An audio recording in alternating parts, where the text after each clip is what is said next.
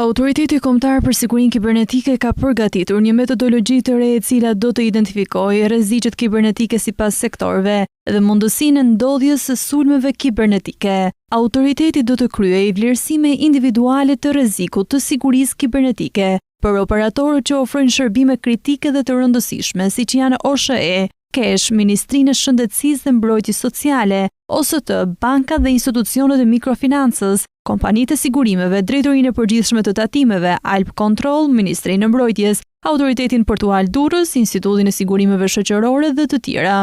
Gjithashtu, Autoriteti Kombëtar për Sigurinë Kibernetike do të kryejë vlerësime të rrezikut të sigurisë kibernetike sipas sektorëve kritik, siç është ai energjetik, shëndetësor, financiar, qeveritar, transporti dhe infrastrukturës, ndërsa më pas do të realizojë vlerësimin kombëtar të rrezikut të sigurisë kibernetike. Infrastruktura kritike e informacionit përfshin të rësinë e rrjeteve dhe sistemeve të informacionit, të zotëruara nga një autoritet publik ose privat, që ofrojnë shërbimet, cenimi apo shkatërimi të cilave do të kishte impakt serioz në shëndetin, sigurinë, mirëqenien ekonomike të qytetarëve dhe funksionimin efektiv të ekonomisë në Shqipëri. Autoriteti do të ndërtojë një regjistër të rrezikut të sulmeve kibernetike ndaj këtyre operatorëve.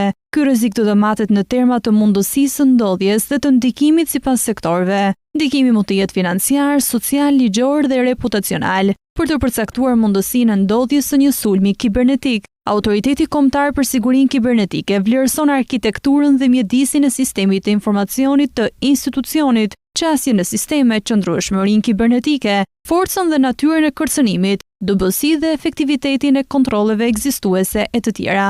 Shqipëria është përballur me mjaft sulme kibernetike vitet e fundit. Digitalizimi i shërbimeve ka sjellë shumë lehtësira për qytetarët, por nga ana tjetër ka rritur mundësinë e ndodhjes së sulmeve kibernetike.